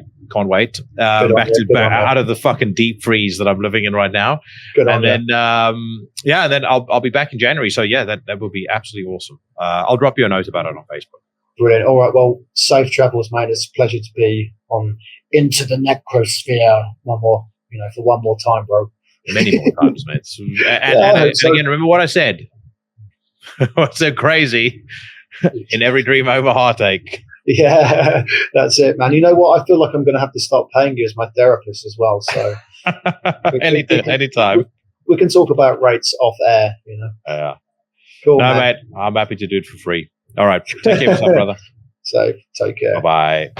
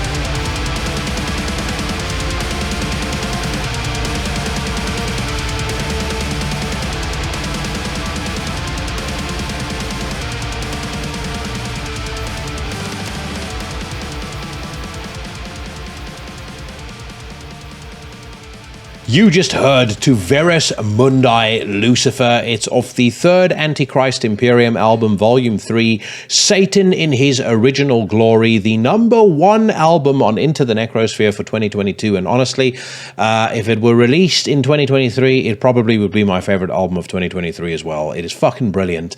There is almost not a week that goes by where I don't come across somebody that says they discovered that band on this podcast, and I'm exceptionally proud of that. It features in its ranks probably one of four of my favorite people that I've met doing this podcast, although in fairness I knew Matt Wilcock before the show, but either way, those guys are fucking awesome. That band is awesome. And Sam Loins is awesome. And I had a great time catching up with him. I hope you guys enjoyed that as well. I will post a link to all of his bands in the description to the podcast as always. If you haven't picked up the Antichrist Imperium or you've not listened to the Lost Voices record, then make sure you head over to Bandcamp, buy yourself some music, and let Sam and the gang know that it was old Jackson at Into the Necrosphere who sent you. It would be great to do a face-to-face with him at some point next year, and I'm going to keep on bugging him about that Seal cover and now that Roxy Music cover as well, because that's stuck in my head now. In every Dream Homer Heartache, if you don't know what song I'm talking about, on Season 2 of Mindhunter, the very first episode right at the beginning, there's this fucking incredible scene and they have that song playing in it. Really disturbing, really sinister. Very, very good stuff. Before we get to the news rant, I wanted to have just a very quick couple of minutes about a band called Helfro out of Iceland. I was about to say Ireland, but no, Iceland. Slightly different. They were guests on Into the Necrosphere back on episode 25. They had put out their debut record, which was self-titled, on Season of Mist in 2018. I loved that record. I thought it had all of the makings of a band with a huge amount of potential. And the thing that I particularly liked about it is it was really hellish, blasting black metal, but it had that Icelandic twist to it. They are now back with their sophomore record, Tálgröf. I'm sure I have mispronounced that. But the sentiment will be the same regardless, because Tálgröf improves on Helfro in every possible way, whether it's songwriting, whether it's production, whether it's performance. Apparently time in the death metal band Obsidian Eye, which Ragnar, the main songwriter for Helfro, is a member of as well, has rubbed off on him, because there's definitely a more pronounced death metal feel to this new Helfro music, but there's also more of the bombastic black metal that you heard hints of on the debut record. But when I say bombastic black metal, I'm talking about Anthems to the Welkin at Dusk kind of stuff. Emperor at their peak. There's a bit of that. There's way more death metal. It's more aggressive. It's just way more badass. And I bring this up because the record was released on December the 1st. Naturally, in spite of all of these so-called underground websites and their early access to music, it's not featured on anybody's lists for 2023. But there's a very, very good chance it's going to feature on mine, and I'm going to prove why right now when I play you one of my favorite of the 9 songs across the 35 minutes of this magnificent record. This is a song called Ildi Orains Under.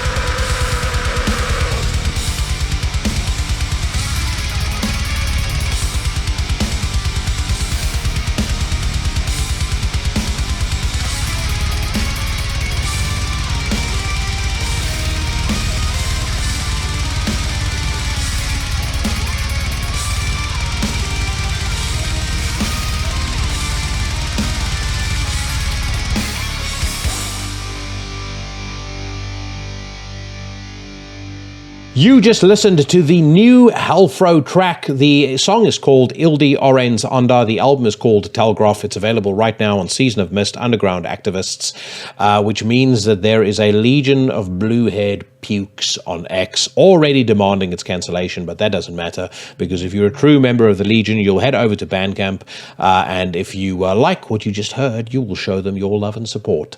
We will also hopefully have somebody from Helfro on the podcast. The countdown, actually I shouldn't say the countdown, the calibration of my 2023 top 30 records of the year begins pretty much right now. This is going to be on the long list, that is for sure. There's probably 55 records on there. The plan is to listen to them all back to back at some point over the holiday and then decide how they all pan out. But a good chance you may hear this record on that list. The whole thing, as I said, is fantastic, which is why I wanted to make sure that I mentioned it, given that this is the last episode of the year. Right now, my friends, if you still look upon the lyrics, if you're 555, I'm 666, with anything other than scorn and derision, then it's time for you to get to stepping, because this is my weekly news rant. A roundabout for judgment. And hang them where the world can see. All right, it's business time. And by the way, I know you can probably, if you're watching this on YouTube, see the cat in the background running amok, most likely aiming for my hi-fi, which is going to seriously piss me off. But anyway, I do love her very much. But for some bizarre reason, on this episode, you had Bailey carrying on during the conversation with Sam. You got Pearl in the background going crazy. I also want to say, by the way, not that I consider her one of my animals. I did post about it on Instagram. My daughter had her first experience of a gig on Friday. We went to go and watch Paradise Lost performing Icon in its entirety at the Shepherd's Bush Empire in London. And it was absolutely magnificent. This is probably the fifth time I've seen Paradise Lost, I believe. Easily one of their best shows. They were on fire from start to finish. She was kind of sat there watching My Dying Bride, not quite knowing what to do, and I started thinking to myself, oh God, she's going to find this very dull. And then Paradise Lost came on. Ember's Fire played. They played Remembrance, the second song. From the third song, she was headbanging, throwing her arms around, going absolutely fucking wild, and just having the best time. So I was delighted to see her enjoying herself. It actually made me enjoy myself even more. This very kindly couple because we were up in the balcony area, given that she's only 9 years old. You can't be down on the floor with a hoi polloi. So we were up in the balcony. This very kindly couple gave us a spot to sit, and as we were leaving, I said to the lady, hey, listen, thank you so much. I hope the fucking arm waving and the head banging didn't piss you off or anything like that. And she said, no, just whatever you do, look after her, because she's fucking awesome. So if you were that couple and you happen to hear this, thank you very much. I think that's hopefully going to be the first of many shows that she attends with dear old dad. And one artist who I know she's a very big fan of is Chelsea Wolfe. I am a very big fan of Chelsea Wolfe also, as are many Metallians, which is why, even though she doesn't necessarily make music that you would strictly regard as metal, she does tend to feature on the metal websites. And so as we find ourselves on Metal Storm, the first headline that we see is Chelsea Wolfe streaming new single and video. It says here, Chelsea Wolfe premieres official video for Tunnel Lights, the newest single from her next long player, She Reaches Out to, out on February the 9th. The video clip was directed by George Gallardo Cutter. I am going to be very honest and say, as much as I'm a huge fan of Chelsea Wolfe, and I've been a fan of hers throughout many of her different phases, the last single that she put out was frankly unlistenable. I think that's the kindest way I can describe it. There's much profanity I can use to really express my feelings on it, but it was not good. So I am looking forward to a recovery of some sort with Tunnel Lights. Let's hear what it sounds like.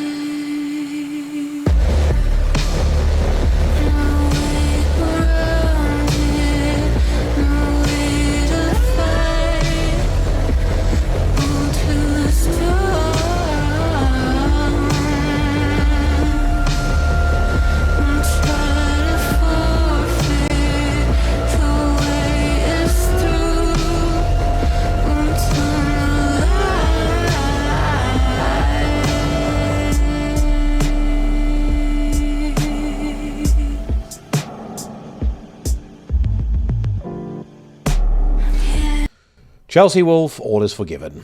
That previous single might have sucked the big one, but this is fucking excellent. Again, I know if you're a dyed-in-the-wool, grim, necro, true cult adherent, maybe you've heard this and you've gone, oh, I don't know what Jackie's on about, this sucks, but to me, this is excellent. I think prime Chelsea Wolfe is His Spun, which is the record that she put out, or His Spun, the record that she put out in 2017.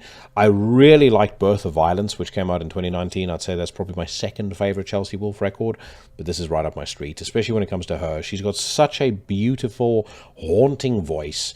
And Cold Baroness has commented at the bottom here. He says, or she says, love the nuances of Portishead and Massive Attack with her own melancholic obscurity. I think that's spot on. I can definitely hear the Portishead, definitely hear the Massive Attack. Maybe a little bit of Trent Reznor, Nine Inch Nails there as well. But just a great atmosphere. It sounds almost slightly cinematic. Yeah, this is getting double thumbs up and a top notch for me. And as I said, All Is Forgiven for that mucky muck that she put out previously.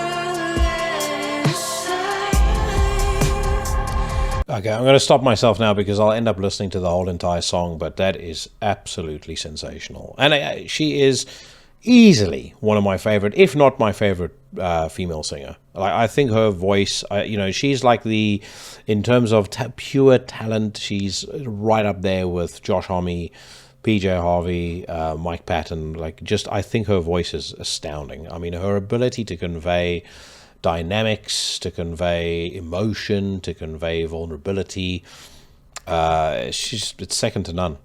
There was a article here about a band called Old Harver, but they've got a Bandcamp link and the song is 14 minutes, so I think we're going to give that one a skip.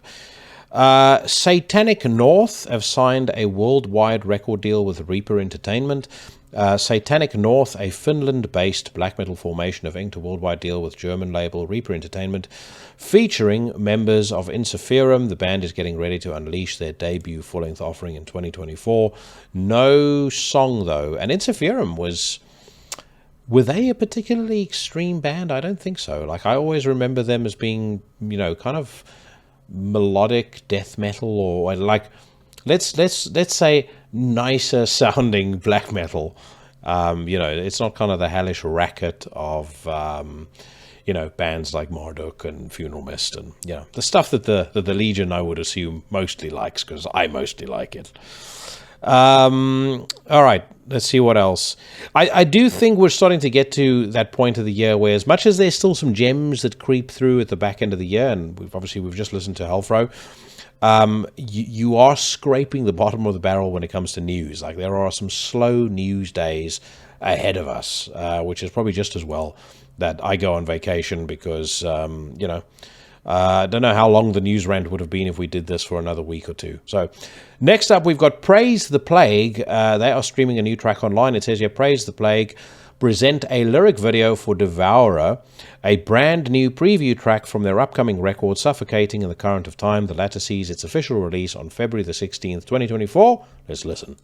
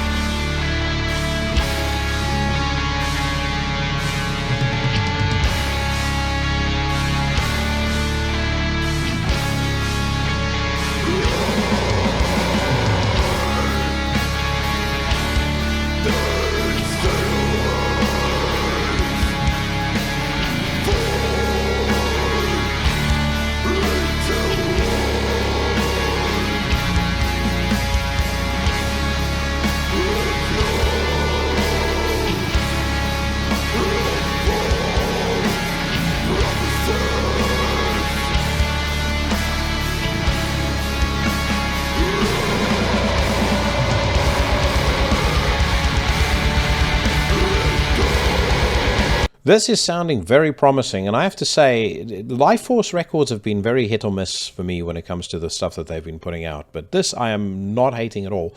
I like that riff very much. I think when the song just picked up, the bit that we were kind of paused on there at the end, I think that sounds very promising. The vocals could maybe do with a little bit more variety, and maybe the ability to convey a bit more by way of emotion. But yeah, I am not hating this at all.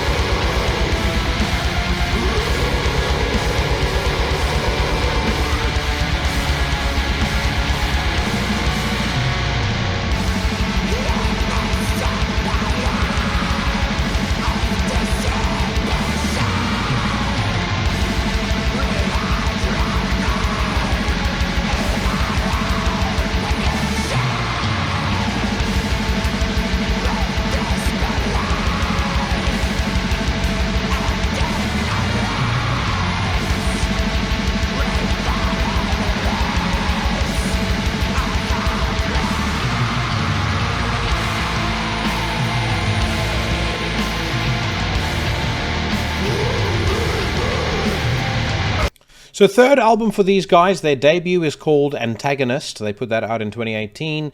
They put out the Obsidian Gate in 2021, and then Suffocating in the Current of Time, that's coming out next year. I'm not familiar with either the Antagonist or the Obsidian Gate. Excuse me, I am going to have to change that because that is fucking excellent. When it started, like I said, with the vocals, they were a little monotonous, but now that we're kind of in the meat of the song, and it's been mixed up properly, I think it sounds fucking brilliant. So yeah, kudos to the Praise the Plague gang. I think that probably deserves a top notch if we're being completely honest with ourselves here. All right, I'm not going to listen to the new Ace Frehley single because I'm pretty confident it's going to be shit. I will say, crazy times, or at least a landmark moment in our scene. Even though, again, not necessarily black metal or death metal or anything particularly extreme, but the final ever Kiss show this past weekend in New York. And I'm sure we'll get to the announcement that they're going to continue as digital avatars and basically kind of follow the route of ABBA and, you know, acts like that are kind of doing this hologram virtual reality shite. I don't know how you guys feel about that. It's not necessarily that's not my vibe really. I want the energy of a real life human being on stage. But that being said, I mean, kudos to them. Based on what they achieved from a popularity and let's call it what it is, a brand perspective alone, they can do whatever the fuck they want.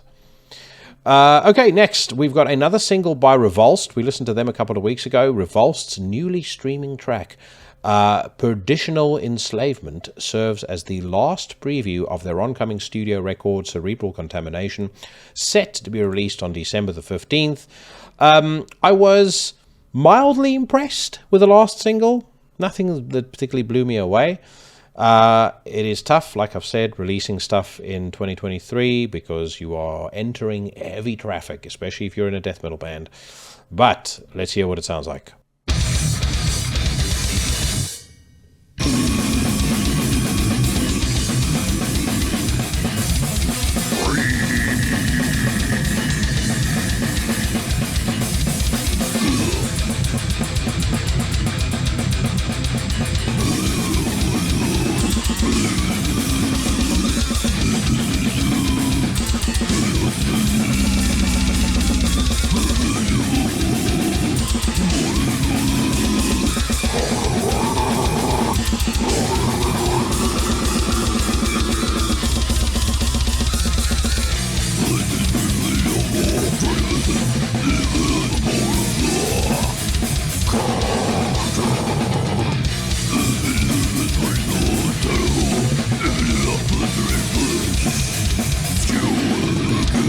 I find myself dithering between wanting to call this band crap and kind of having some degree of amusement at them. Like they're the sort of band where, you know, if you wanted to clear out a party, or at least when I was 13 or 14 years old and I wanted to clear out a party, a room filled with normies at a party, this is maybe the kind of shit that I would play.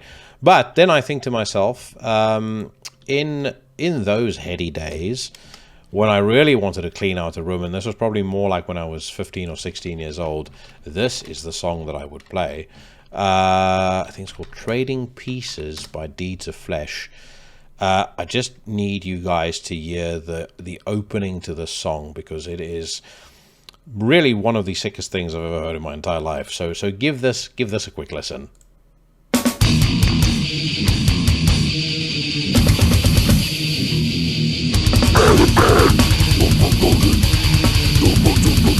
That is fucking insane. I mean, I don't know how many times they double track that, but I mean, that literally sounds like a voice from the fucking bowels of hell. We'll listen to it again.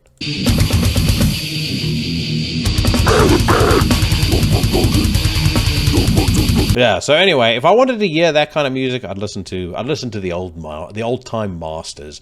But this revolves, like I said, it's not bad, but it just doesn't. It does nothing for me. And those vocals, I don't know. They also work on my nerves a little bit. I mean, at least make some attempt to pronounce your words. Lord of the Lost premiere a cover of Roxette's song "The Look." I'm going to listen to this based on morbid curiosity alone, not morbid fascination. I think Roxette is a terrible band. I think the song "The Look" is fucking awful. The only song they produced that's worse, or there's two songs they produced that's worse, and that you heard played more frequently in South Africa when I was growing up, it must have been Love, which is, I mean, I would rather listen to the sound of my own penis being put through a fucking blender than listen to that song willingly. And then Joyride as well. You heard that on every fucking radio station in South Africa. It was absolutely atrocious. But it says here, Lord of the Lost are premiering a Moritz Krebs directed music video cover for the for the Roxette song "The Look," featuring guest singer Jasmine Wagner, aka Blomshen.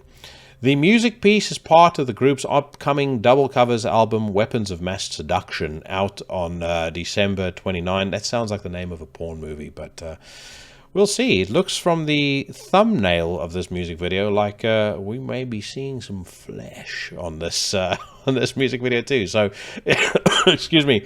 Let's give this a listen.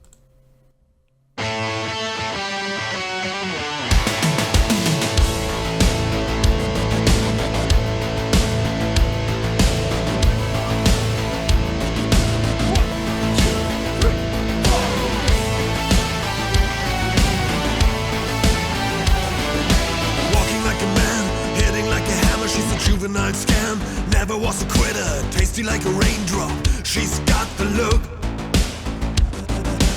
Heavenly bound, 'cause heaven's got a number when she's spinning me around. Kissing is a color, loving is a wild dog. She's got the look. She's got the look. She's got the look. She's got the look. She's got the look. What in the world can make a brother girl turn blue? All right, I've heard enough. Jasmine Wagner is easy on the eye, and, you know, with her presence in the music video, maybe it would work as something that you listen to with the sound down. When I say down, I mean completely down. The song is fucking awful, and the band fucking stinks. All right, let's move on. Romu Vos, I think is the band's name. Romu Vos. Let's just settle on that as the pronunciation.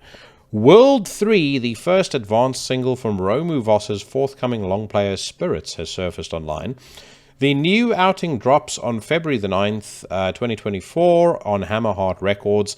Wanting to get the drop on that Lord of the Lost record, because we're sure that everybody is going to be digging on that. This one has a Bandcamp player as well, but since I've already committed us to listening to it, let's head over to YouTube and see if we can find it there. The answer is no, we can't. It's not there. So let's hear what they've got. what the band sounds like. Romu Vos Memel 1257 official video from the Baltic Crusade. Let's hear what it sounds like. We'll give it 60 seconds of its shit. We'll move on.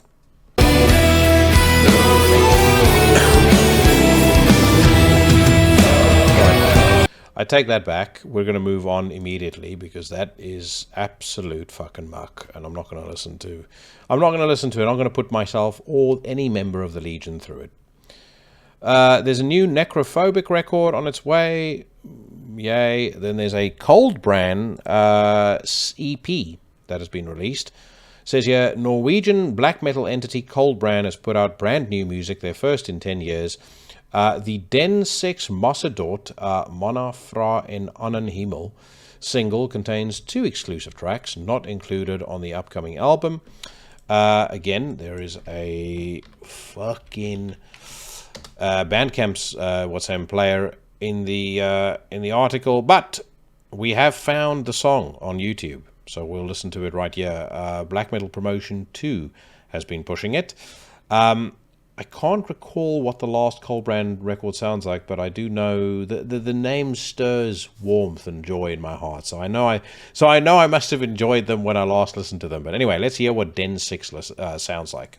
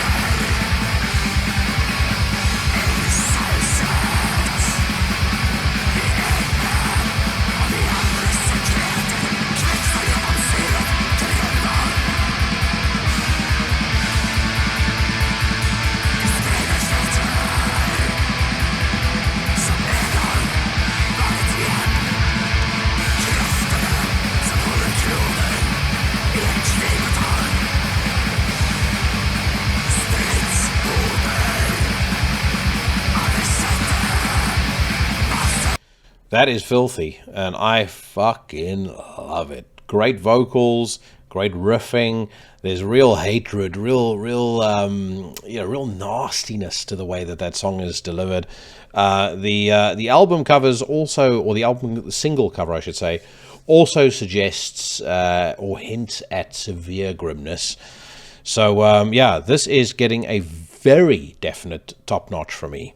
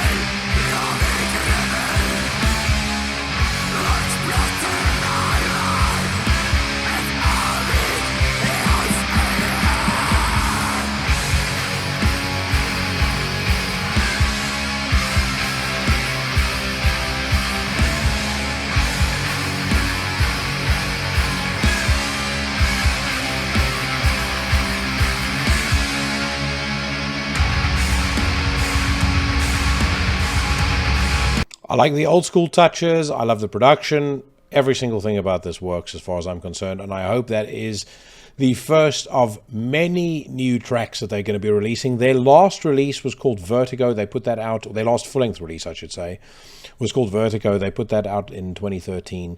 And I do remember listening to it. I just probably need to revisit it again. By the way, folks, I've got a bit of a head cold, so if my voice sounds extra raspy, it's not because I've given in to the whiskey addiction. I'm also not trying to sound like Reagan from The Exorcist by, having... I think they gave Mercedes McCambridge something like 3 dozen eggs a day or some shit to get her voice sounding like that. I'm not trying to pull any of that malarkey. But, I just have like I said, a bit of a head cold, which is probably a hangover from that bout of vicious man flu that I had a couple of weeks ago. There is a new Bruce Dickinson single out. Mighty Bruce, it says here, is back with a brand new single or video called Afterglow of Ragnarok. The song will appear on his forthcoming full-length effort, The Mandrake Project, which is out on March 1st, 2024. The clip was directed by Ryan McFall. You know my thoughts on Iron Maiden. Those sentiments are shared when it comes to anything to do with Bruce Dickinson. But, like I said, the pickings are slim this week, so let's hear what it sounds like.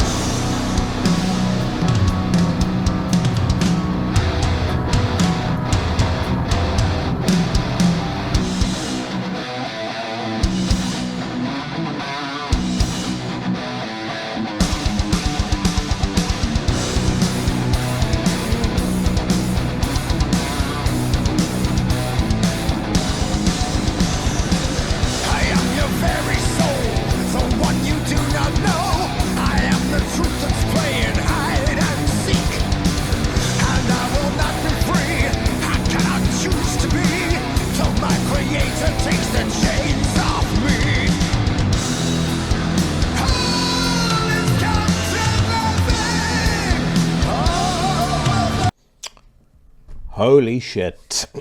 I cannot believe that I am about to say this, but that is fucking excellent. Excellent. It has almost like a slight Nevermore vibe to it, but it's dark. It's got a cool atmosphere. Bruce sounds fucking brilliant. Jesus Christ, I did not think that I was going to see out 2023 singing the praises of one Bruce Dickinson, or a song by Bruce Dickinson on the News Rant. But here we are, friends. That's magnificent. That's how I feel about the first... there was that fucking lengthy intro that I'll just edit out. But the first 90 seconds or so of that, I am absolutely on board with.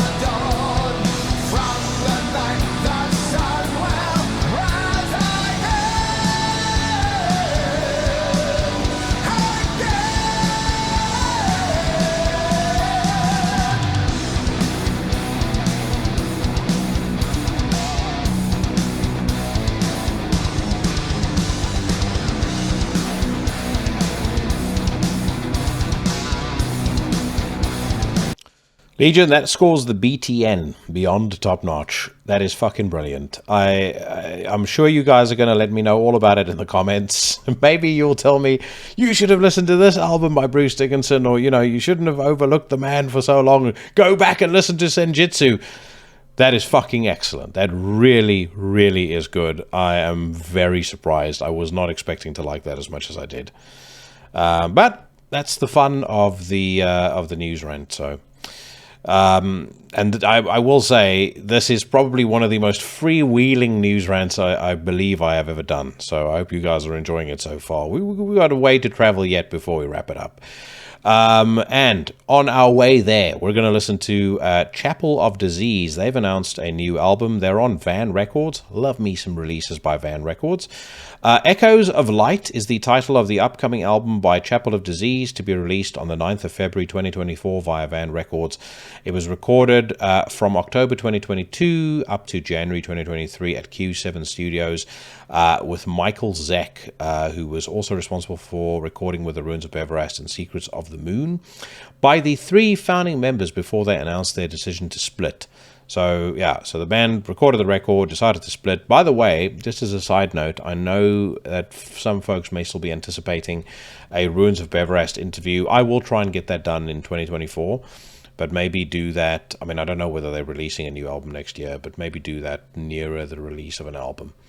For whatever reason, it was actually my fault. I just never followed up on it after Reaperfest. They were more than willing to do it. The reason it didn't happen in person was because they had an issue with their instruments. I can't even remember now. They ended up having to soundcheck later or practice later. Some bullshit. But regardless, I'll try and get it done sometime in 2024. I just hope they don't go back and listen to what I thought of the last Ruins of Everest record. And I must confess, I hope they don't listen to what I thought about, because I don't know if I spoke about it on the podcast or not, but that show that they did, it's never going to be an easy thing following up something like that author headlining set the night before, because that was life-changing stuff. I mean, that really was absolutely incredible. And I'm not just saying that because Ralph is a bro. I'm saying that because I am a fan of Ultha, and seeing that was magnificent. And there's nobody there that disagrees. Even Paige, who, my fiance, who is not into this music at all, even she said it was great. And that is usually a pretty strong indication that you've heard something that, again, we spoke about it last week, transcends the genre. But the Ruins of Beverast, the next night, it started off with so much promise, and then it just a catalogue of poor decisions when it came to the set list. If they had done Maera, or if they had done anything, frankly, off of the genius that was Exuvia, they could have salvaged the show, but they didn't. All they did was a bunch of slow crap that I didn't want to hear, and it didn't feel like anybody else there wanted to hear it either. Anyway, on that note, let's move away from Ruins of Beverast, and let's hear what the Chapel of Disease swan song sounds like. This track is called A Death Though No Loss.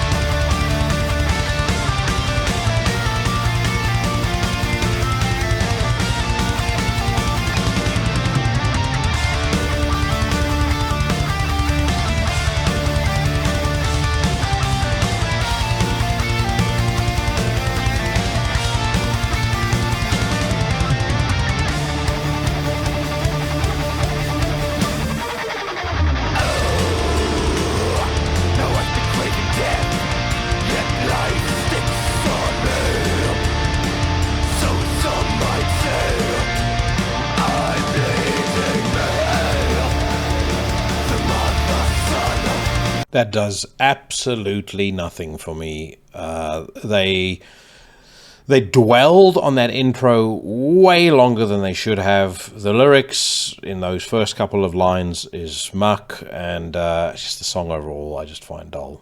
There's just nothing about it that I find in any way interesting. I hope that Unausprechlichen Kulten, who are releasing their new record on Iron Bonehead Productions, can serve as a bit of a palate cleanser. It says here, Iron Bonehead Productions announces February 2nd, 2024 as the international release date for Unaussprechlichen Kulten's 6th album, Haxon Sabbath, on CD and vinyl LP formats. To taste a first piece of the Chilean death metalers offer in listening the song Lamia Sucuba track. Let's hear it. El ingrediente básico del envuelto que se empleaba para volar era una especie de caldo de niños muertos y hervidos, preferiblemente sin bautizar. La voladora, que es una bruja, para aliviarse, poco antes de emprender el vuelo, come lágrimas.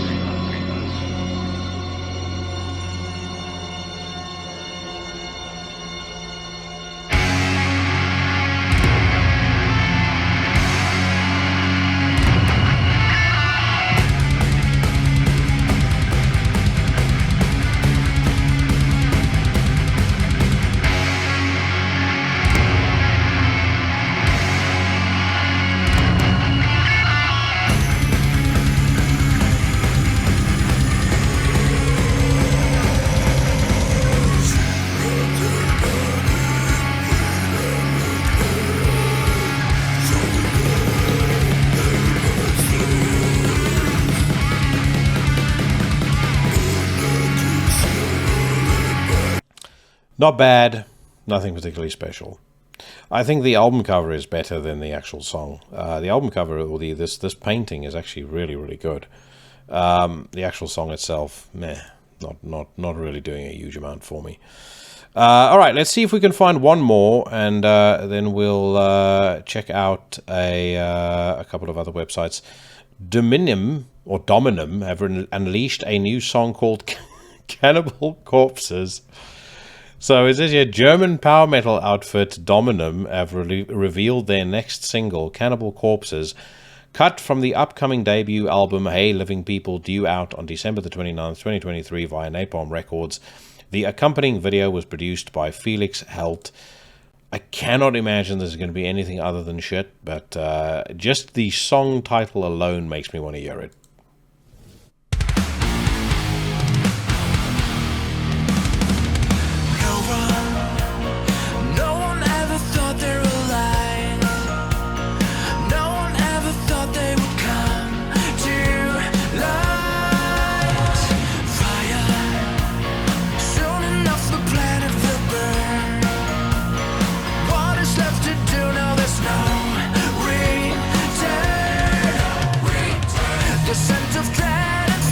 Let's make it out of here.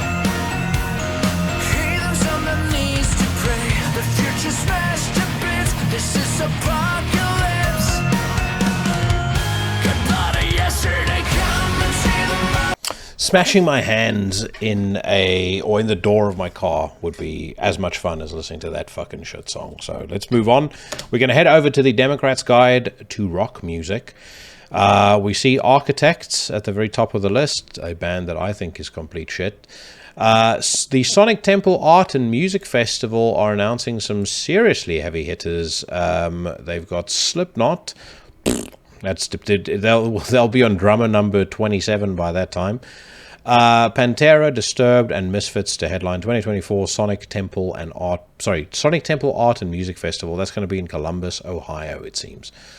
They've also got Evanescence, atrocious, Limp Bizkit, Yawn, especially now. Like Limp Bizkit 1999, I've said a lot of good things about, but Limp Bizkit nowadays, you know, when he's running around with that grey mop of his, it's just not the same. That you know, he had his time in 1999, and beyond that, it's just not. It's not for Smith. It's not for old Jackson. Judas Priest, okay, cool. Stained, Breaking Benjamin, no, I will definitely not go. Kerry King is going to play there, but I can only imagine that's going to be absolutely abominable. I am not expecting anything of that Kerry King project, by the way. He lost his riff writing ability back in, I'd say maybe 1995. It came back in fits and starts over the years, but they never ever put out anything consistently good again. And even some of those later records, the decent songs on there were Hanneman songs. New Behemoth music is on the way, says Nurgle. Next up, we've got Watch. Mayhem's Attila joins Cavalera on stage for performance of Sepultura's Troops of Doom. This might be interesting. By the way, another update on those cables. So I've had them, or I actually had them in the system for about probably 3-4 weeks.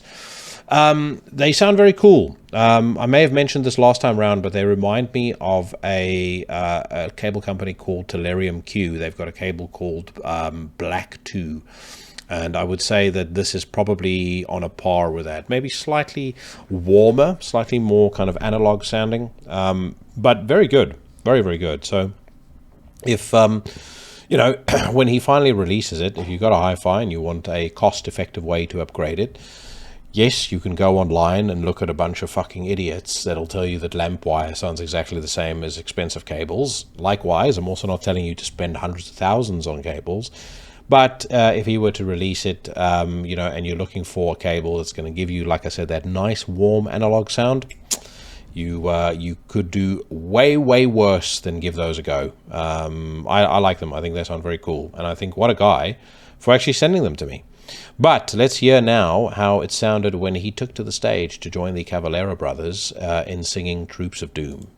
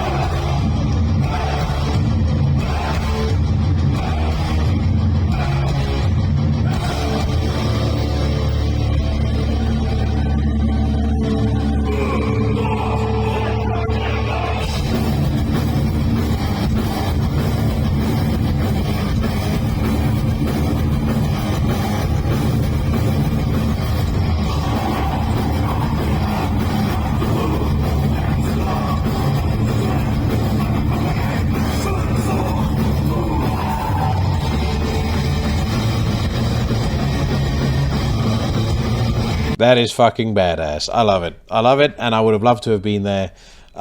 He sounds great doing it. You guys know my thoughts on dual vocalists. Yeah, kick ass is what I think. The only thing that I don't think is kick ass, and I know it's maybe a little bit hypocritical saying this because we just watched one of the videos taken on a mobile phone, but for the whole fucking audience to stand in the front row with their little mobiles up taking video, if I were I would find it so despondent if I were on stage and that's what I look down at. You know, you especially if you're somebody who, you know, comes from the old school, from the 80s, you know, and the 90s, when people were losing their fucking minds when a band played and they didn't hold their phones up in your face. And now to have like an entire front row of idiots just standing there taking a video that they can post on YouTube and get a couple of clicks later on. Like I said, if I were a musician, I would become very despondent by that.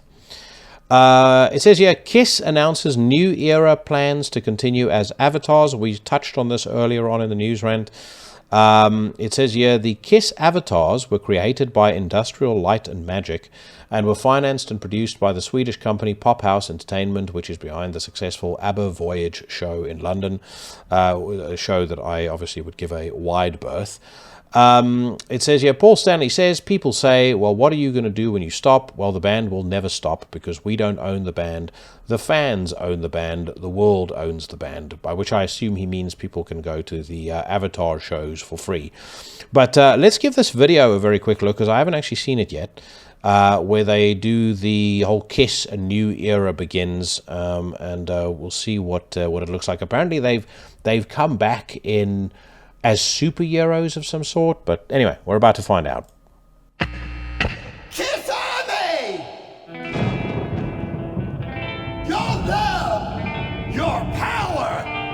has made us immortal!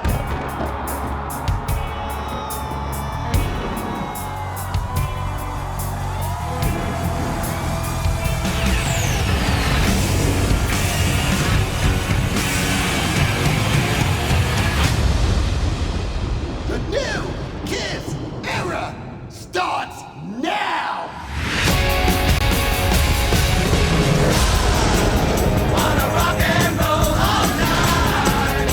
The future is so exciting. We can live on eternally.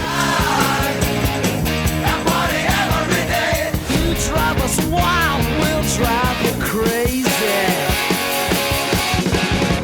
You keep on saying you'll be mine for a while. You're looking fancy and I like your style. You drive us wild, we'll drive you crazy. The band will never stop because the fans All right, we've seen enough. I can imagine there are a multitude of very incensed members of the Kiss army right about now about this. Like I said, as far as I'm concerned, these guys have achieved so much in their careers. They've been so influential. They've built themselves up to such a stature. They can do whatever the fuck they want. I mean, case in point, it says here, within 15 months, the show had generated more than $150 million in sales and sold more than 1.5 million tickets. I think they're talking here about... Oh, no, sorry. That's about the ABBA Voyage show. Okay. I thought they were talking there about the Kiss Final Tour. I would assume the Kiss Final Tour also generated a absolute fuck ton of money. But anyway, I'm not necessarily going to go watch that, but I'm pretty sure there are a lot of people that will. And I think in a way, it's kind of cool that Kiss ended that way. You know, they're the sort of band where you almost expect that would be something. They would need to go out on a high that is unlike most bands. You know, rather than just saying, all right, goodbye, it's the end. That I think is it's just it's very Kiss, if that makes sense. So this was something I wanted to touch on as well. Family of the late Power Trip singer was caught by surprise by Austin Concert. We weren't consulted or even invited. It says here the family of late Power Trip frontman Riley Gale says it was caught entirely by surprise by the fact that the surviving Power Trip members Blake Ibanez, Nick Stewart and Chris Wetzel, as well as Chris Ulsh, played a surprise 5-song set last night, Friday, December the 1st, at Mohawk in Austin, Texas. They were joined for the performance by Scourge vocalist Seth Gilmore, who also plays with Ibanez in Fugitive, which was the official headliner of last night's gig. After Fugitive finished its set, Gilmore and Blake remained on stage and were soon accompanied by Stewart, Wetzel and Ulsh for performances of Power Trip songs Soul Sacrifice, Executioner's Tax, Hornet's Nest, Manifest Decimation and Crucifixation. Earlier today, the Riley Gale Memorial Foundation and Gale family released the following statement. The Riley Gale Memorial Foundation and Gale family are aware that the event took place at Mohawk in Austin, Texas on December the 1st, 2023. It caught us entirely by surprise. At no point in the planning or lead up to that moment was anyone in the Gale family consulted or even invited. We were not asked our thoughts or feelings about it taking place. If we were, we would have liked to discuss who would fill in on vocals, since Riley had laid out very specific requests for this exact scenario. I don't know, guys. Let me know what you think in the comments about this. But for me, I can see why the family is being sensitive about it. But the reality of it is, this was a band of 5 members, and Riley was a very important part of the band. But at the same time, those 5 members have every right, in my opinion, to carry on the band without him. Number one, they contributed to the writing of the music. They were out there touring, playing with him. It wasn't Riley Gale and Power Trip. So I feel quite strongly about that, as much as if I were in their shoes, I would have spoken to the family. But then also, the way they've presented it here, it sounds like it may potentially have been a bit of a spur-of-the-moment thing. You've got the band playing. Clearly, the guys know the songs. And this dude from Scourge, and the guy who sings in Fugitive, he probably knows the lyrics. So it's not like they went out and said, "Hey, Power Trip reunion, we're going to make loads of money, blah blah blah."